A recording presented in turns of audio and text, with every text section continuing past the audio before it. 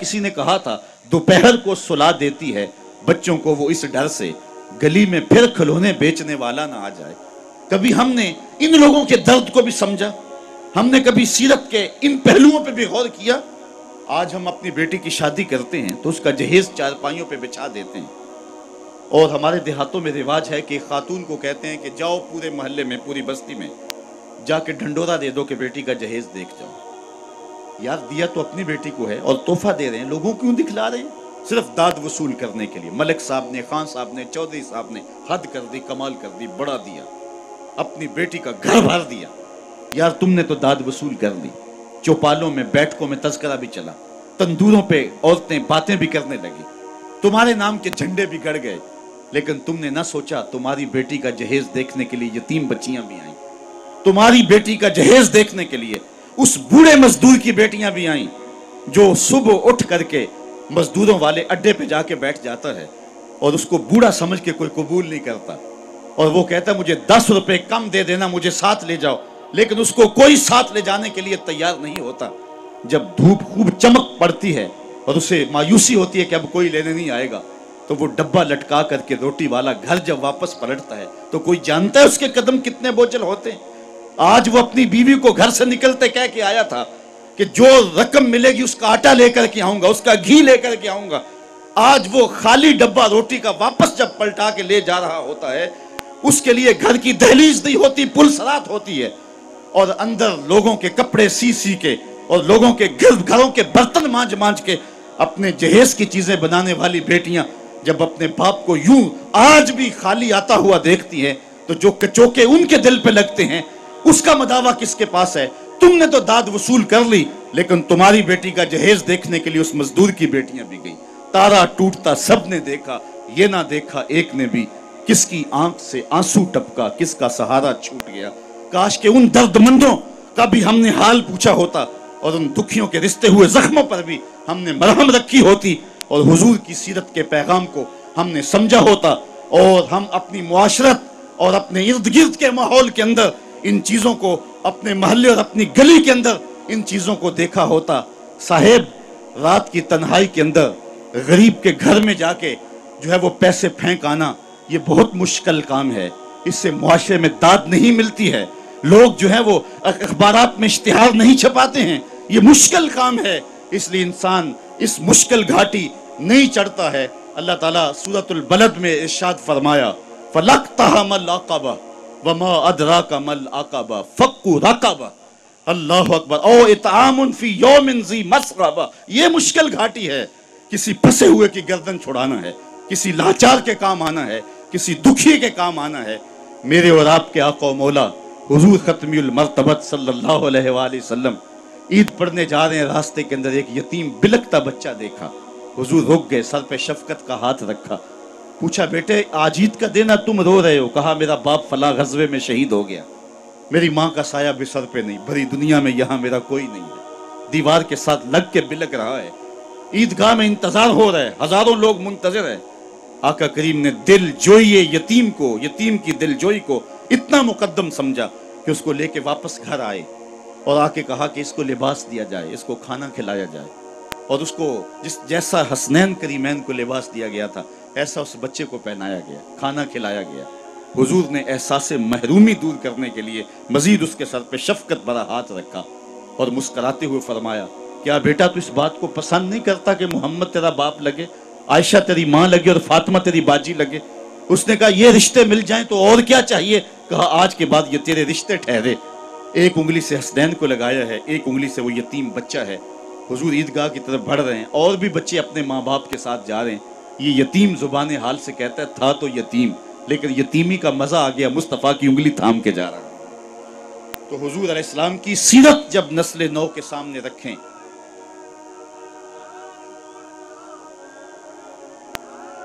آج سسکتی انسانیت کی بات ہوتی ہے تو آج دنیا اس کی بات کرتی ہے، تو آئیے اپنے آقا کی سیرت کو اس روپ کے اندر دیکھیں، پڑھیں اور اس کی خوشبو کو پھیلائیں اور نسل نو کو بتائیں کہ آقا کریم علیہ السلام کس طرح دکھیوں کے درد بانٹنے والے تھے اور لاچاروں، یتیموں اور مسکینوں کے کس طرح کام آنے والے تھے۔ سمال الیتامہ عصمت للارامل، بیواؤں کے آسرے تھے، اور غریب ہو کے یتیم ہو کے یتیم پرور تھے. یہ 9 سال کی عمر ہے حضور کی. اس وقت کہا جا رہا ہے حضور کے لیے سمال الیتامہ، یتیموں کا سہارا اور آسرا ہیں. تو آقا کریم علیہ السلام نے ہمیں سیرت کے جو رخ دیے، سیرت کے جو انداز سکھائے. یار حضور کے تو معجزات بھی ہم دیکھیں تو وہاں بھی سیرت نکھرتی ہوئی دکھائی دیتی ہے. میری بات اگر طول نہ پکڑے تو مجھے ابو ہریرہ یاد آ رہے ہیں رضی اللہ تعالیٰ عنہ. فرماتے ہیں کہ ایک دن حال یہ ہوا کہ پیٹ میں کچھ بھی نہیں تھا. کئی دن گزر جاتے صفہ کے چبوترے پہ بیٹھنے والے لوگوں کے کہ ان کو کھانے کے لیے اور پینے کے لیے کچھ میسر نہ آتا. کہتے ہیں میں مسجد نبوی کے ایسے زاویے پہ آ کے بیٹھ گیا جہاں لوگوں کا گزر ہوتا تھا. آرزو یہ تھی کوئی گزرتا ہوا شخص میرے چہرے کو پڑھ لے اور میرے من میں اتر جائے. ہستی پلکوں کے نیچے غم بھی پلتے ہیں مگر کون دیکھتا ہے اتنی گہرائی میں. حضرت ابو ہریرہ فرماتے ہیں بھوک سے نڈال تھا، قبر سیدھی نہیں ہو رہی تھی اور سوال کرنا میری غیرت کے منافی تھا. میرا خیال تھا کہ کوئی گزرتا ہوا میرے حالات سے آگاہ ہو جائے گا. خیر لوگ گزرتے گئے. میں نے کہا کوئی بات کرنی چاہیے. حضرت عمر رضی اللہ تعالیٰ عنہ آئے. میں نے ان سے قرآن مجید کی کوئی آیت پوچھی. انہوں نے آیت بتائی اور آگے بڑھ گئے. شاید وہ جلدی میں تھے اور جو میرا مسئلہ تھا وہ معلوم نہ ہو سکا انہیں. پھر میں منتظر رہا.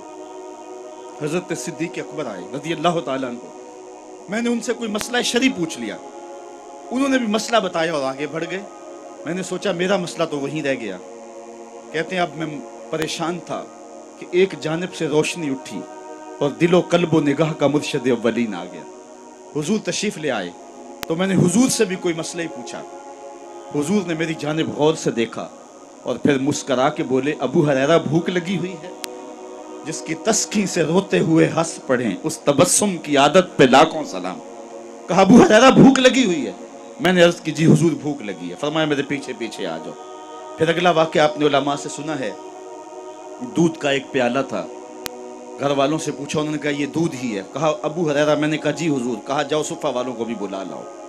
کہتے ہیں دودھ کا پیالہ دیکھ کے تو خوشی ہوئی لیکن 70 لوگ تھے صفہ کے چبوترے پہ بیٹھے. میں ان کو بلا لایا تو حضور نبی رحمت صلی اللہ علیہ وسلم نے میرے ہاتھ میں پیالہ دیا. کہا ابو ہریرہ دائیں سے شروع ہو جاؤ.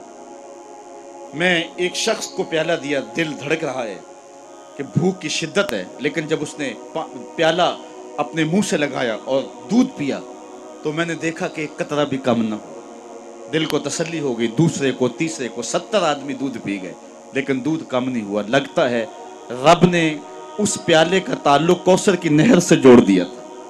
حضرت ابو ہریرہ فرماتے ہیں 70 آدمی پی گئے تو حضور نے مجھے فرمایا ابو ہریرہ کون باقی؟ میں نے عرض کی حضور ایک میں باقی ایک آپ باقی. فرمایا کہ تم بھی پیو. کہتے میں نے پیا اور رج کے پیا. حضور نے کہا اور پیو. میں نے پھر پیا سیراب ہو کے پیا. حضور نے فرمایا پھر پیو. فرمایا پھر پیو. میں نے کہا مجھے قسم ہے اس رب کی جس نے آپ کو حق کے ساتھ مبعوث کیا ہے میرے میں ایک قطرے کی گنجائش بھی نہیں ہے. تو حضور نے میرے ہاتھ سے پیالہ لیتے ہوئے نوش جاں کیا. اللہ اکبر. ایک پیالہ 72 کے لیے کافی ہو گیا. یہاں سیرت کا بھی پہلو ہمارے سامنے آتا ہے. ایک تو طرف حضور کے معجزے کا پہلو ہے کہ ایک پیالہ 72 کو کافی ہو گیا اور سیرت کا یہ پہلو بھی کبھی نہ بھولیے 2 جہاں کا سردار ہے 71 آدمیوں کا جوٹا پی رہا ہے. یہ پہلو بھی نگاہوں میں رہے اور حضور کی سیرت کو معاشرے میں چھڑک دیں اور آقا کریم علیہ السلام کی جمال سیرت کی روشنی کائنات کے اندر بانٹ دیں اور حضور علیہ السلام کی محبت کا چراغاں کرے. اقبال کہتا ہے اگر تم چاہتے ہو کہ حضور علیہ السلام کا پیار نئی نسل کے اندر منتقل کیا جائے تو پھر یہ کام تمہیں کرنے پڑیں گے کہ ان کو کثرت سے درود پڑھنے کی ترغیب دی جائے گی.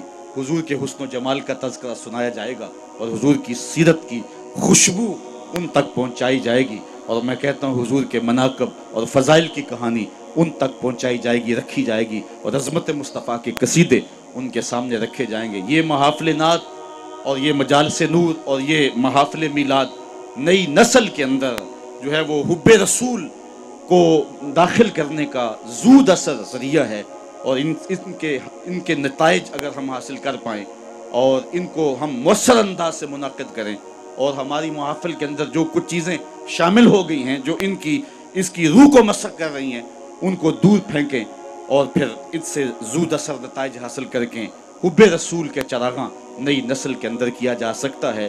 اور یہ بات آپ کو بتاؤں کہ امت کی وحدت کی علامت ہی محبت رسول ہے، اور کائنات کے اندر اگر روشنی اور اجالے چاہتے ہو، اقبال نے سارا فلسفہ اسے ایک شعر میں نچوڑ دیا ہے کہ محمد سے وفا تو نے تو ہم تیرے ہیں، یہ جہاں چیز ہے کیا لوح و قلم تیرے ہیں، پھر لوح بھی تیرے ہاتھ میں رکھ دیں گے، قلم بھی تیرے ہاتھ میں رکھ دیں گے، پھر خدا بندے سے خود پوچھے گا بتا تیری رضا کیا ہے، تو اپنی تقدیر کا فیصلہ خود ہی لکھ لینا، کیونکہ قلم بھی تیرے ہاتھ میں ہوگا اور لوح بھی تیرے ہی ہاتھ